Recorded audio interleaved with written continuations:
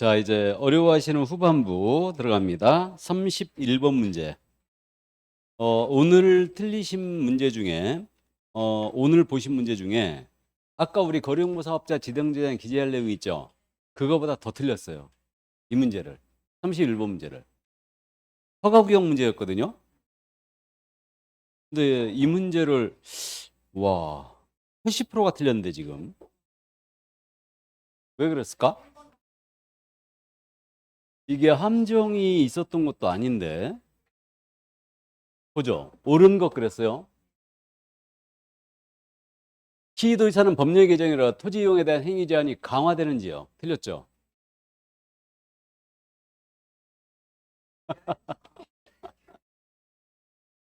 이거는 기출지문이에요. 공법적에서 낼 때 이미 나왔던 기출지문이에요. 강화되는지요? 완화되는 지역이 있지 않냐? 그러니까 개발 제한 구역이 풀린다. 행위 제한이. 개발 지역이 풀리면 투기 가능성이 있잖아요. 강화되는 지역은 아니죠, 거꾸로. 그래서 1번 틀렸어요. 이걸 못 봤나?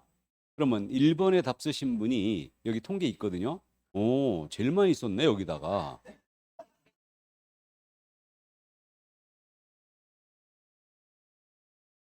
그래서 그랬구나.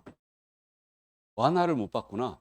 좋습니다. 그러니까 포인트들을 이제 계속 짚어나가니까 이 연습의 목적이 그것도 하나 있거든요. 그러니까 이제 지문을 보시면서 포인트 있죠. 이걸 자꾸 짚어나가는. 그러니까 포인트가 이제 눈에 딱딱 보이기 시작하면 그분이 오기 시작해요. 그러니까 포인트를 짚어나갑니다. 그러니까 이런 지문들은 장난치는 게 이제 어디에 장난을 치는구나. 그렇게 연습을 하는 겁니다. 다음 2번. 토지의 투기적인 거래 상황으로 집가 급격히 상승하는데 특별한 사유가 있으면 5년을 넘는 기간 허가를 위한 5년을 초과하지 않은 범위를 시행할 수 있죠. 틀렸고.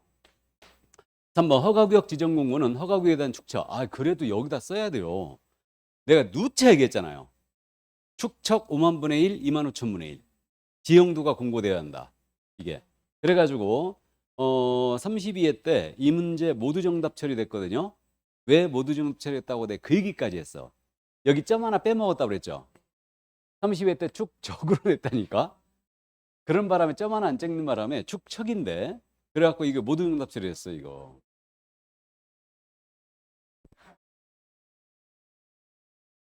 자, 그래가지고 이제 3번 정답이죠. 그러니까 지정 공고할 때 지형도 포함돼야 돼요. 5만 분의 1, 2만 5천 분의 1 지형도가 포함돼야 되고요. 시험을 볼 때요. 이게 2만 5천, 5만 분의 1 갖고 장난 안 쳐요. 이거를 뭐 3만 분의 이렇게 낸다? 시험지 확 찢어버려야지 그거. 그게 중요한 게 아니고 지형도가 공고가 되느냐 안 되느냐가 중요한 거지. 뭔 말인지 아셔요? 그러니까 이런 거 신경 쓰지 말라는 얘기야. 여러분들 문제 풀면서 그랬죠. 2만 5천 분의 1이 맞나? 근데 그런 거 고민하지 말라니까요. 장난치는 거는 정해져 있어요. 그러니까 그 우리 시험에서 그렇게 장난 안 칩니다. 근데 이제 문제집 보면 아주 이걸로 장난치는 사람들이 있는데 그건 잘못된 거. 그런 거 내가 다 그어버리라고 그래 그냥. 그런 것들은. 그러니까 지형도가 포함돼야 되고 그다음에 토지의 소재지라든가 용도 지역 나가야 되죠. 어떤 토지를 지정했는지 공고가 돼야 되고 그다음에요. 언제부터 언제까지인지 지정 기간 나가야 되겠죠. 5년을 초과하지 않으면 지정한다고 그랬으니까. 그죠? 그다음 이제 마지막으로 허가가 필요 없는 기준 면적이 있죠. 이게 공고되죠. 그러니까 이게 공고 사항이에요. 그러니까 이렇게 값만 잡으세요. 이게 다시는 안 틀릴 거고요. 허가구역 지정에 대한 부분 매번 낸다고 그랬죠, 지금. 계속 내고 있습니다. 이해 꼭 해두셔야 돼요. 그 다음 이제 4번이 함정이야. 4번이. 그러니까 여기다 답을 쓰면 용서가 돼요. 여기다 답을 쓰면. 왜냐면 이거는 디테일한 내용이거든. 그러면 지정한 시도의사가 등기소장 통지라고 돼 있죠. 근데 등기소장 통지는 누가 한다? 시군구청장이에요. 그러니까 시도의사 국장이 지정을 하고요. 시군구청장 통지해주면 시군구청장이 나머지 절차를 다 끝내는 거예요. 그러니까 등기소장한테 통지해주고 그다음에 공고 시군구청에 다시 나가죠. 그때 7일 이상 공고 나가고 일반인이 볼 수 있도록 열람을 하게 해주는 거예요. 며칠? 15일. 맞죠? 그렇게 돼요. 그러니까 이게 틀렸어요. 시도의사가 아니고 시군구청장이 통지하는 거예요. 시도의사가 그렇게 할 일 없는 거 아니에요. 자, 그래서 4번 틀렸고요. 5번입니다. 이게 이제 또 함정이었지. 이게. 그래갖고 허가구역 지정에 이의가 있는 자는 지정이 공고된 날로부터 1개월 내 시공처에 이의를 신청할 수 있다. 5번 쓰신 분이 몇 프로냐? 두 번째로 많이 쓰셨네. 좋아요. 5번 쓰신 분은 그래도 용서가 돼요. 왜? 이거는 함정을 판 거거든, 출제자가. 그러니까 지정에 대한 이의라고 그랬죠. 지정에 대한 이의는 없다. 허가 불허가 처분에 대한 이의가 있죠. 허가 불허가 처분. 이거하고 헷갈려라고 하니까 허가 불허가 처분에 대해서는 이의 신청이 있죠. 1개월 내. 이게 문제가 어려웠습니다. 그래도 3번은 알아봤어야 돼요. 다른 지문들 함정이 다 파져 있지만 3번 알아봤어야 되는데 문제 어려웠네요. 어렵긴 어려웠는데 우리 오늘 본 문제 중에 가장 많이 틀린 문제가 이거였어요. 의외네. 어쨌든. 자, 그래서 이거는 이의신청 제도가 없다. 지정에 대한 이의 제도는 없어요. 여기까지. 그래서요, 이제 허가구역 지정 절차 먼저 허가구역을 지정하기 위해서는 도시계획위원회 심의를 거치게 돼 있죠. 도시계획위원회 심의를 거치고 도계의 심의입니다. 그런 다음에 지정 공고하죠. 그러면 지정 공고할 때 어떤 사항을 공고하느냐 말씀드렸고, 그런 다음에 지정 공고 나갔어요. 통지해 주는 거죠. 누구한테? 시, 군, 구청장에게. 그래서 이자 항상 통지 받아요. 그럼 이자가 다시 등기소장한테 통지하는 거죠. 등기소한테 통지를 하고 이자가 다시 공고 나가요. 이때는 며칠 이상? 7일 이상 원하고 일반인이 볼 수 있도록 열람해 주는 거죠. 열람은 15일간 열람을 하게 해줍니다. 그래서 요 점 기억해 두시고요. 그럼 이제 효력 발생은 지정 공고를 한 날로부터 5일 후죠. 5일 후에 효력이 발생한다. 그 점 이해를 꼭 해두시고 5일 아주 무지하게 잘못 씁니다. 그리고 재지정을 한다. 재지정할 때는 도계의 심의가 있기 전에 재지정 시에는 이때는 의견 청취 과정이 있죠. 시군구청의 의견을 청취한다. 요걸 꼭 명심하시고, 그러면 최초로 지정할 때는 의견 청취가 있다 없다? 없다. 꼭 명심해 주시고, 그다음에 해제 축소한다. 해제하거나 축소할 때는 이 절차 그대로 적용하죠. 도계의 심의를 거치게 돼 있어요. 그리고 이제 공고하고 통지해주고 공고하고 열람하고. 맞습니까? 이 정도니까 이렇게 이해만 해두시면 돼요. 그러니까 토지거래 허가구역 지정 절차 계속 내고 있으니까 꼭 염두에 두시기 바랍니다. 예. 그 다음에 이제 이 부분은 있잖아요. 그 허가구역에 어떤 지역을 지정할 수 있느냐. 이 부분인데 이건 수행사 우려로 암기했어요. 수행사 우려. 시행사가 우려된다. 그럼 토지 이용 계획이 새로 수립된 지역이죠. 행위 제한이 완화되거나 해제되는 지역. 그다음에 사업이 진행 중이거나 또는 투기 우려가 있다고 인정하는 지역. 됐죠? 이 정도. 자, 그러면 이제 32번 문제로 갑니다. 토지거래 허가제에 관한 내용으로 옳은 것 그랬습니다. 그러면 1번입니다. 토지거래 허가구역의 지정은 지정을 공고한 날로부터 3일 후에로 발생한다. OX, X, 5일이고 2번. 토지거래 허가구역 지정 당시 국토부 장관 또는 시도의사가 따로 정하여 공고하지 않은 경우 국토회계에 이용한 법률에 따른 도시지역 중 녹지지역이에요. 녹지지역. 그러면 이때는 300제곱미터 면적의 토지는 허가가 필요 없다. OX, X. 우리 이거 숫자 암기하고 있죠. 주상공농 미로 암기했어요. 그래서 주거지역은 몇이에요? 60. 그 다음에 상업지역은 150. 공업지역도 150. 녹지지역은 200. 미지형지역은 60. 이렇게 되고요. 도시지역 밖 250. 농지는 500. 임야는 1000. 숫자 꼭 암기하고 있고, 이거 지정권자가 그러면 10%에서 300%까지 조정하여 지정할 수 있죠. 그러니까 녹지지역은 따로 정함이 없었으니까 300제곱미터는 무조건 허가 대상이죠. 꼭 기억해 두시고, 3번입니다. 토지거래계약 허가를 받는 자는 대통령령으로 정한 사유가 있는 경우에는 그 토지 취득일로부터 5년간 토지를 허가받은 목적으로 이용했다. 5년 범위 내에서 허가받은 목적으로 이용해 줘야 되죠. 그죠? 그렇게 돼요. 그러면 이거 실수요성 기억하고 있죠? 실수요성. 거북이 농사는 대박이다. 맞죠? 대현임. 이렇게 했어요. 거가 뭐예요? 거주용 주택용지. 지금 바로 기억하세요. 거주용 주택용지. 이거. 이때는 몇 년? 2년 써야 되고. 복지시설, 편익시설. 그럼 이거 쓰면 2년. 농업 등의 경영을 위한 경우. 맞죠? 그러면 이때도 2년. 다음에 사업에 쓴다. 몇 년? 4년. 다음에 대체 취득. 농지배 토지를 수용당했어요. 대체 취득했죠. 2년은 써야 되고요.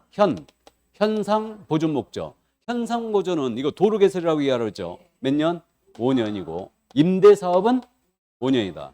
그러니까 그냥 사업은 4년인데 임대 사업은 5년이에요. 됐습니까? 그러니까 5년을 초과하지 보면서 이렇게 이용을 하게 돼 있다. 다음에 4번입니다. 허가받은 목적대로 토지를 이용하지 않았으면 이행강제금 부가처분을 받은 자가 시군구청에 이의를 제기하려면 그 처분을 받는 날부터 30일이죠.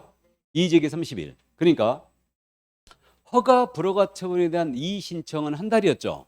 근데 이행강제금 부과에 대한 이의 제기는 30일. 돈이니까 이거 30일이죠. 30일을 한 달로 바꿔내지 않는다고 그랬습니다. 그러니까 감을 잡는데 이의제기는 30일이다. 돈이니까. 그래서 4번 틀렸고 5번입니다. 토지거래가 신청에 대해 불허가치 없으면 그 통지를 받은 후부터 1개월 내에 시군구청장에게 이 토지 네 사. 그럴 수 있죠. 이게 매수 청구죠. 그럼 매수 청구는 1개월 내에 할 수 있죠. 예, 그래서 이때 매수 기준가는 뭐가 된다고요? 공시지가. 버리는 토지니까. 그래서 공시지가 기준입니다. 그래서 5번 정답이었어요. 좋습니다. 이 문제는 거의 다 맞춰주셨고요. 자, 이제 33번 문제로 가죠. 이 문제 또 몽땅 틀리셨네. 70%가 틀렸는데 지금. 허가를 받아 취득한 토지.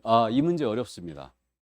이 문제는 어려웠어요. 내가 이 문제 보고서 좀 감탄을 했죠. 이런 식의 문제 잘 안 내거든요. 종합문제 형식을 잘 안 내는데 출제자가 뭔 생각을 먹었는지 종합문제 형식을 냈어요. 그러면 허가받는 목적으로 토지를 이용하지 않았다. 그러면 이거 이용할 의무가 있잖아요. 이렇게.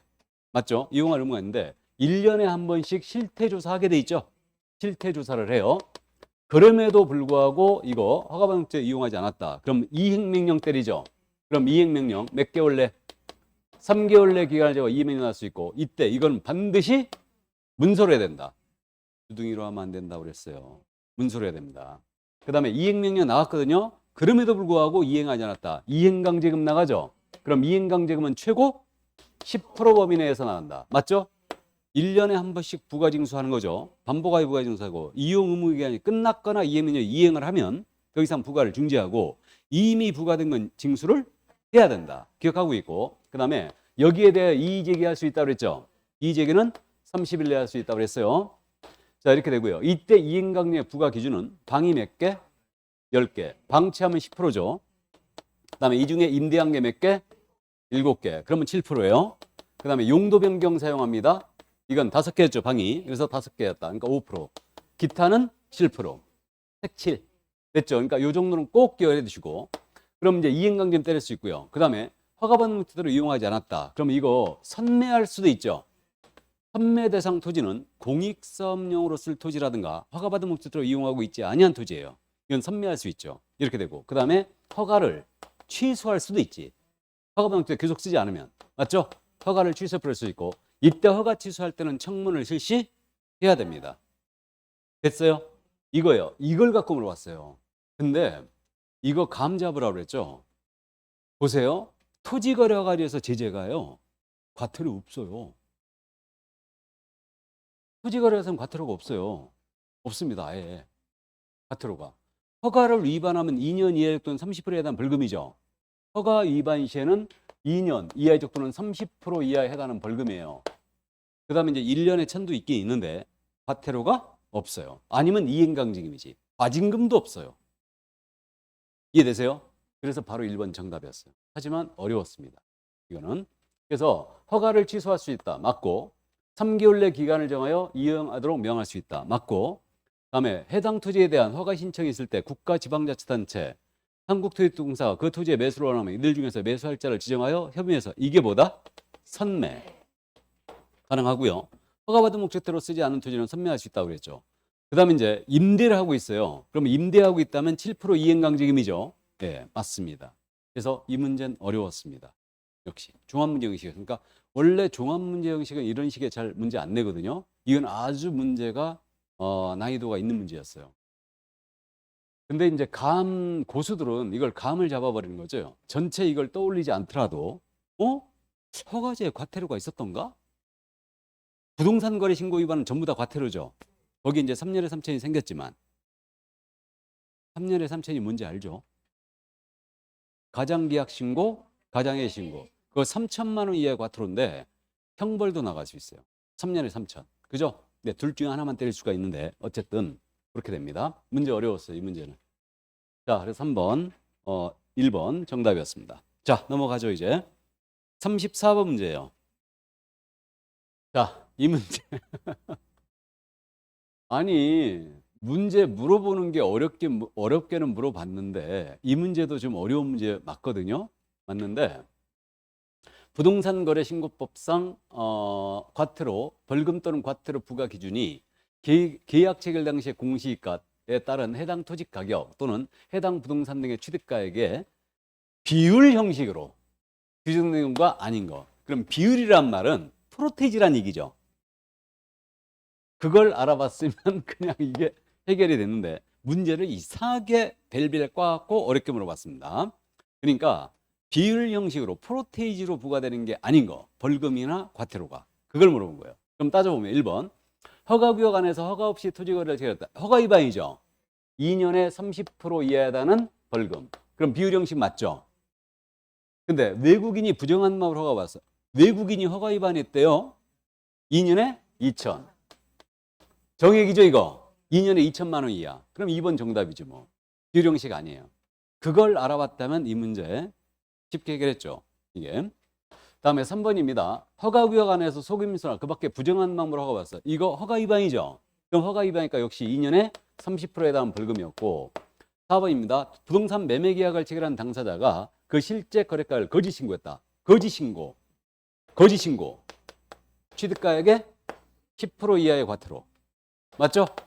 5%에 10% 올렸죠 지금. 거짓 신고는. 다음에 부동산 매매 계약 체결 신고 문제가 아닌 자가 거짓으로 부동산을, 이것도 거짓 신고죠. 이것도 10% 이하의 과태료다.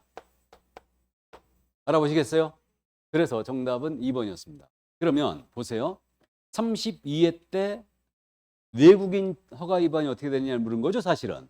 근데 이렇게 벨벨 꽈서 물어본 거예요 지금. 33회 때는 뭘 물어봤느냐. 어떻게 물어봤냐. 33회 때는 다음 중 2년 이하의 징역 또는 30% 이하에 해당하는 벌금에 처하는 사유를 골라라. 이렇게 문제를 냈어요. 뭐였겠어요? 무슨 외국인이요 지금. 허가 위반이지. 외국인은 2년에 2천이죠. 근데 허가 위반은 2년에 30%에 대한 벌금. 그걸 물어봤어. 33회 때는. 그래서 정답 2번이었습니다. 역시 그래도 어려웠어요. 문제를 벨벨 꽈습니다. 근데 비율 형식이란 말을 그냥 알아봤으면 이거 2번이네 뭐. 이건 프로테이지 아니지 뭐.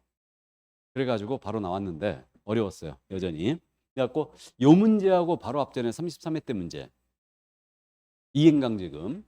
그 허가번호 쓰지 않았을 때 그거 어떻게 되느냐. 그거를 이제 어려웠습니다. 문제가. 자, 그러면 35번 문제 가십니다. 이제 부동산 거래 신고법상 포상금을 물어봤거든요. 그래갖고 이 포상금제는 현재 부동산 거래 신고법상 포상금제는요 짝수회로 가고 있어요. 부동산 거래 신고법상 포상금제는 짝수회로 갑니다. 공인인증서법상 포상금제는 매회 출제합니다. 매회 출제하는데 이건 짝수회로 간다. 그러면 32회 때 냈고 30회 때 냈다는 얘기죠. 그럼 30회 때 뭐 냈을 것 같아요? 이거 문제를 보면 위반 행위를 물어봤죠. 그럼 30회 때는 절차 물어봤다는 얘기죠. 저놈이 뭔 얘기하는 거냐 지금. 아, 포상금은 크게 절차하고 신고고발 대상이 누군데 이거잖아요. 그럼 신고고발 대상을 32회 때 물어봤으니까 30회 때는 절차 물어봤다고요. 그럼 34회 때 뭐 물어볼 것 같아요? 절차 지부. 이해되세요? 짝수회로 가니까 이거. 자, 그러면 이거는 신고고발 대상을 암기하지 말자고 그랬어요. 부동산 거래 신고의 포상금 대상은 이렇게 되죠. 먼저 부동산 거래 신고 위반자가 있을 거예요. 그 다음에 토지거래 허가 위반자가 있고, 그 다음에 이용 의무 위반자, 이렇게 셋으로 크게 나눠진다. 이렇게 얘기하는 거예요. 그럼 부동산 거래 신고 위반자는 이때 이제 디테일하게 얘기하는데 이건 실제 거래 금액 있죠. 금액에 대한 거짓 신고한 자예요. 금액 거짓 신고해야 돼요. 이렇게 되고요. 그 다음에 가장 계약 신고, 가장 해제 신고 기억나세요? 이게 이거 한 자. 그 다음에 주택 임대차 금액 있죠. 주택 임대차 금액을 거짓 신고한다. 이것도 주택 임대차 금액 거짓 신고예요. 이렇게 지금 나눠진다. 이게 그래서 부동산 거래 신고냐 요거만 딱 대상이에요. 그러면 보세요. 거짓 신고는 몇 프로 과태료라고요? 10% 이하의 과태료. 맞죠? 가장 계약 신고, 가장 해지 신고는 3천만 원 이하의 과태료. 그다음에 금액 거짓 신고, 주택 임대차 계약이죠. 100만 원 이하의 과태료. 맞습니까? 이렇게 돼요. 그러니까 이렇게 되고. 그러면 요거를 지금 이렇게 물어보기 때문에 요 부분에서 거짓 신고할 것을 요구했거나 조장했거나 방조한 자. 대상? 아니다. 처음부터 부동산 거래 신고 안 해버렸어요. 대상? 아니고. 자료 제출 요구에 불응자는 포상금을 줄 일이 없다. 신고한 책 이미 알고 있으니까. 맞죠? 이렇게 되니까 요 정도 이해하시고. 그러면 부동산 거래 신고 위반자는 과태료 부과액의 몇 프로가 나간다? 20%. 최고 한도는 1,000만 원. 20%가 나가고 1,000만 원이고요. 허가 위반자와 이용 위반자는 건당 50만 원. 맞죠? 그럼 우리랑 딱 차이가 있는 게 첫 번째 기억할게. 얘는 포상금 지급 신청서 접수한 날로부터 몇 개월 내주게 돼 있다? 2개월. 우리는 한 달이었죠. 이걸 기억하고. 다음 두 번째. 얘네는 국고에서 보조한다는 얘기가 있어요, 없어요? 없어요. 포상금의 지급에 소요되는 비용은 시군구 재원으로 충당한다. 맞죠? 이거 기억하고 있고. 다음 세 번째. 얘네는 익명, 가명 신고했을 때, 익명이나 가명 신고했을 때 포상금을 지급하지 않을 수 있다. 이런 규정이 있다고 그랬죠? 위반 행위에 관여했거나 공무원이 직무와 관련 알게 된 사실을 신고받았다. 포상금을 주지 않을 수 있다. 이 정도. 나머지는 우리랑 똑같다. 됐죠? 그러면 신고발 대상만 갖고 물어봤는데, 그러니까 32회 때는요, 둘 다 물어본 거예요. 우리 법상 포상금 신고발 대상, 다음에 신고법상 신고발 대상을 다 물어본 겁니다. 자, 그러면 위반 행위를 모두 고른 것은 그랬어요. 기억입니다. 부동산 매매계약 당사자가 부동산 실제 거래 가격을 거짓으로 신고했다. 가격 거짓 신고. 맞죠? 10% 이하. 매매계약에 관하여 계약공사에 신고를 하지 않아 요구했다. 요구 조장 방조는 아니죠. 이건 500과. 요구 아니었습니다. 그다음에 허가를 받아 취득한 토지를 허가병부에 이용하지 않았다. 이용 위반자죠. 건당 50만 원. 그다음에 매매계약 부동산 실제거래를 거짓으로 신고하도록 조장했다. 요구, 조장, 방조. 조장이 보였어야 돼요. 그럼 역시 X입니다. 그러면 해당하는 자는 기업과 기껏. 정답 1번이었습니다. 아직 여러분들이 암기가 덜 됐구나 이거. 많이 틀려주셨는데 어쨌든 이거 어떻게 기억하는지 감 잡았죠? 이렇게 부동산 거래 신고 위반자, 허가 위반자, 이용 위반자 이렇게 나누고 부동산 거래 신고 위반은 금액에 대한 거짓 신고래. 이걸 명심해야 돼. 금액 거짓 신고. 그다음에 가장계약 신고, 가장해지 신고. 3천만 원 이하. 그다음에 주택임대차 금액 거짓 신고. 아셨죠? 지금 이 자리를 다시 한번 기억하세요. 기억해 주세요. 금액에 대한 거짓 신고다. 자, 그러면 이제 36번 문제로 가십니다. 분묘기지권. 가장 해피했네 뭐. 80%가 맞췄는데 그래도 20%는 틀리시네. 아무리 문제가 쉬워도 20%는 틀려요. 틀린 것은 그랬는데 분묘기지권 득계상 증명서 통하여 확인할 수 없죠. 그다음에 2번 분묘기지권은 분묘 설치 목적인 그 분묘 수와 제사 필요한 범위 내에서 분묘 기지의 주의 공직 포함한 지역까지 미치는 거 맞죠? 잘 내고 있고 분묘 일부가 멸실됐어요. 원상회복이 가능한 일시적 멸실이었다. 소멸하지 않는다. 4번 분묘기권이 효력이 미치는 범위 내에서 새로운 분묘를 설치할 권능 포함하지 않는다. 자, 5번 갑이 자기 소유 토지에 분묘를 설치한 후에 그 토지를 을에게 양도하면서 분묘를 이장했다는 특약을 하지 않음으로써 갑이 분묘기권을 취득했다. 이게 양도형 분묘기지권이죠. 그럼 이때는 특별한 사정이 없는 한 갑은 분묘의 기지에 대한 토지 사용의 대가로서 지류를 지급할 의무가 없다. OX 언제부터 지류 지급해야 돼요? 분묘기지권이 성립한 때로부터. 맞죠? 근데 시효취득형은 청구한 때로부터죠. 토지소유가 청구한 때로부터. 그래서 32회 때 이걸 냈잖아요. 33회 때 또 냈어요. 이거를 양도형을 또 냈습니다. 33회 때. 그래서 정답은 5번이었어요. 자, 그러면 이제 넘어갑니다. 37번 문제. 직권법. 50%는 틀리셨네? 그래도? 우리 민법 내용이죠, 이거. 이거 32회 때 이 문제 물어보고요. 33회 때 이 문제 또 물어봤다? 직권법을 또 물어봤어요. 이거. 이런 건 제발 안 냈으면 좋겠는데 틀린 것은 그랬어요. 나도 잘 모르는데. 자, 아파트 지하실은 특별한 사정이 없는 한 구분소유자 전원의 공용 부분이 맞죠? 따로 구분소유권의 목적이 될 수 없다. 2번 전유 부분이 주거 용도로 변경된 경우 구분소유자는 정당한 사유 없이 그 부분을 주거 외 용도로 쓰면 안 되겠죠? 당연한 얘기고. 3번 구분소유자는 구조상 구분소유자 전원의 공용에 제공된 건물. 자, 구조상 공용이죠 지금. 그죠? 부분에 대한 공유 지분을 그가 가지는 전유무 분리하여 처분할 수 있다 없다? 없죠. 이렇게 되고. 다음 4번 규약으로서 달리 정한 경우에도 규약으로 달리 정했다는 얘기예요. 그러면 구분 소유자는 그가 가지는 전유분과 분리하여 대지상권을 처분할 수 없다. 달리 정하고 있다면 전유문과 분리해야 대지사용권 처분할 수도 있지요. 그래 틀렸죠. 규약으로 달리 정하고 있으니까. 규약으로 달리 정함이 없다면 대지사용권을 전유문과 분리하여 처분할 수 없죠. 그럼 원칙은 대지사용권은 전유문과 분리하여 처분할 수 없죠. 근데 규약으로 달리 정할 수 있지요. 이건 나도 아는 건데. 4번 좋습니다. 5번입니다. 일부의 구분 소유자만이 공용하도록 제공되는 것임이 명백하다. 그러면 그들의 공유로 하는 거죠. 예, 그래서 맞습니다. 자, 그래서 정답 4번이었어요. 2차만 시험 문제는 그렇다고 하여 집합금법을 다시 본다든가 그런 건 아닙니다. 자, 그러면 37번, 4번 정답이었고요. 이제 38번 문제 갑니다. 자, 38번. 역시 실명법.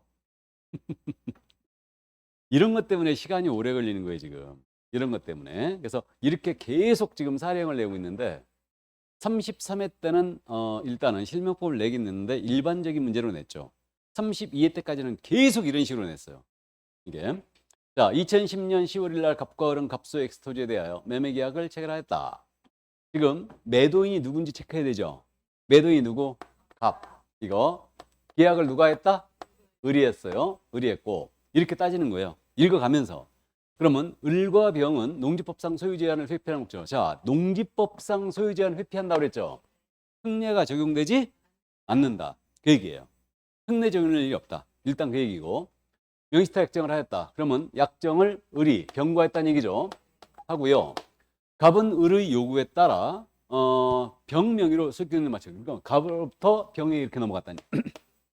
중간 생략형이네. 맞죠? 개공이 이걸 설명한 내용으로 옳은 것을 모든 것은. 자, 그럼 보면 매매계약은 유효죠. 그러면 약정 무효, 등기 무효. 물권은 갑에게 복귀하죠. 자, 보겠습니다. 갑이 병명의로 맞춰둔 소유권 있는 등기는 유효하다. 자, 병명의 등기 무효죠? 등기 유효가 나오는 거는 계약명의 신탁에서 몰랐을 때. 맞죠? 그럼 등기는 유효하다 나오면 그냥 바로 X 나와버리는 거예요.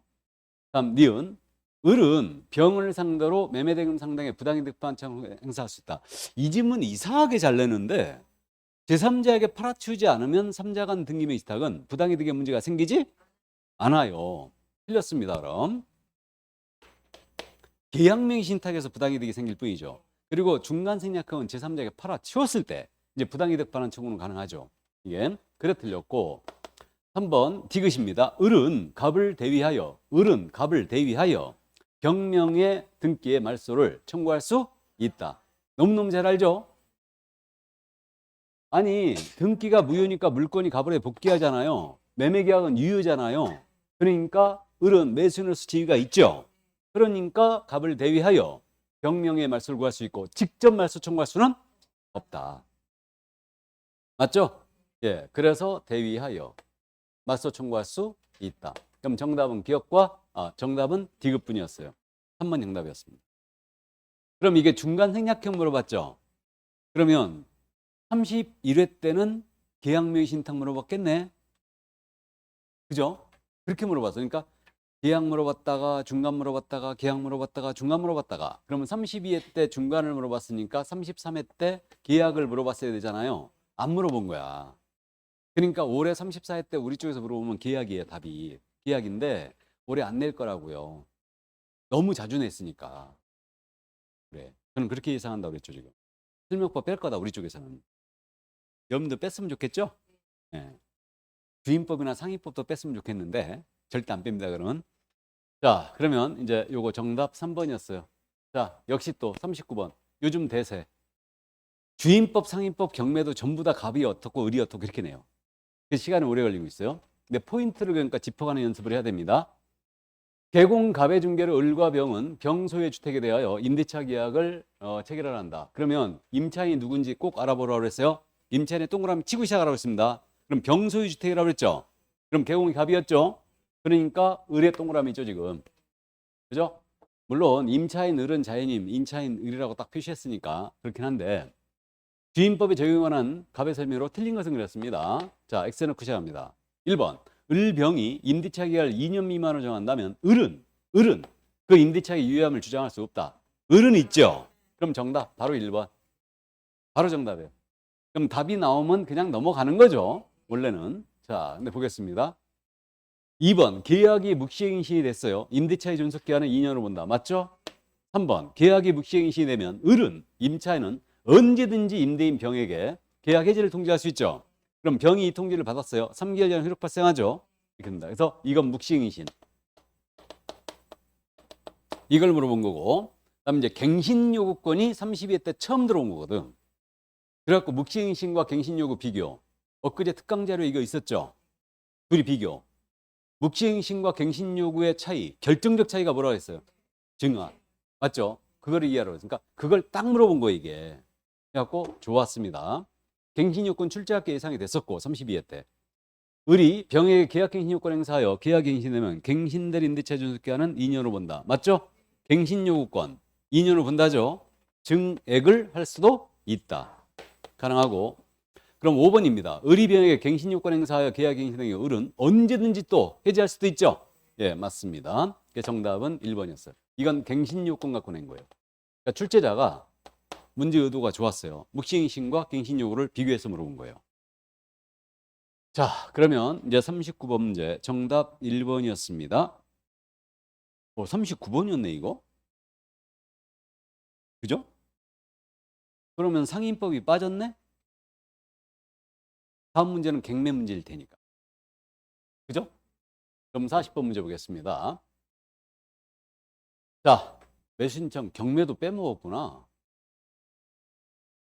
40번 매수신청 대리인 등록 개공 갑이 갑이 지금 개공이에요. 매수신청 대리 위임인의 을에게 매수신청 대리인 등록 규칙을 설명한 것이다. 틀린 것은 그랬습니다. 1번입니다. 갑의 매수 신고액이 차순위이고 최고가 매수 신고액에서 그 보증액을 뺀 금액을 넘는 때만 갑은 차순위 매수 신고를 할 수 있다. 이거 대리권의 범위 꼭 기억해야 되죠. 차순위 매수 신고 대리권이 있죠. 공유자 우선 매수권도 대리권이 있다. 대리권의 범위 꼭 물어봅니다. 그럼 대리권의 범위는 매각 기일에서 절차만 대리할 수 있다고 그랬죠? 그럼 매각 기일이 아닌 저 뒤에서 벌어지는 인도명령 신청 대리권이 있다 없다? 없어요. 즉시항고 대리권도 없다. 그럼 맞고요. 차순위 매수신고 이거 꼭 기억하라고 했어요. 차순위 매수신고를 누가 할 수 있다고 그랬냐면 최고가 매수신고액에서 그 보증액을 뺀 금액을 넘는 때만 할 수 있다고 그랬죠? 예, 맞습니다. 그럼 1번 맞고 2번입니다.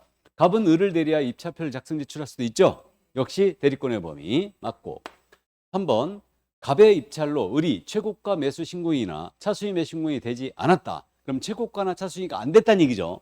안 되면 갑은 민사집행법에 따른 보증을 돌릴 것을 신청할 수 있다. 그럼 최고가와 차순위를 제외하고 그 자리에서 보증을 돌려준다고 그랬죠. 그러니까 당연히 이거 대리권의 범위.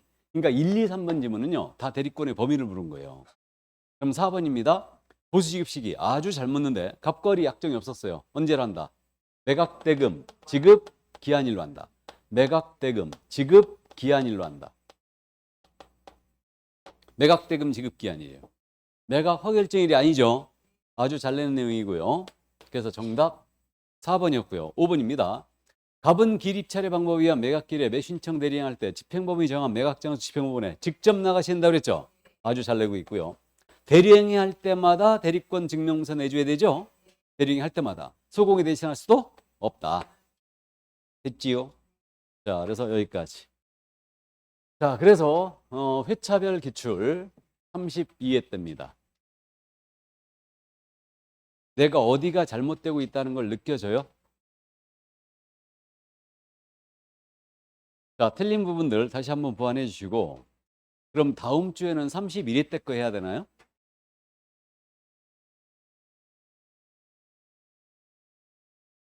지금 샤킹을 해야 되는데 다음 회 때는 31회가 나갈 수도 있고 다른 회차가 나갈 수도 있습니다. 자, 제가 봐서 그거는 이제 조정을 하겠습니다. 자, 고생 많으셨고 너무 득점 안 됐다고 실망하지 마세요. 아직도 3달 이상이 남았죠? 아직도. 그러니까 충분하게 꼭 정리해 주시기 바랍니다. 아셨죠? 자, 고생 많으셨고 다음 주에 건강하면서 뵙겠습니다. 수고하셨습니다.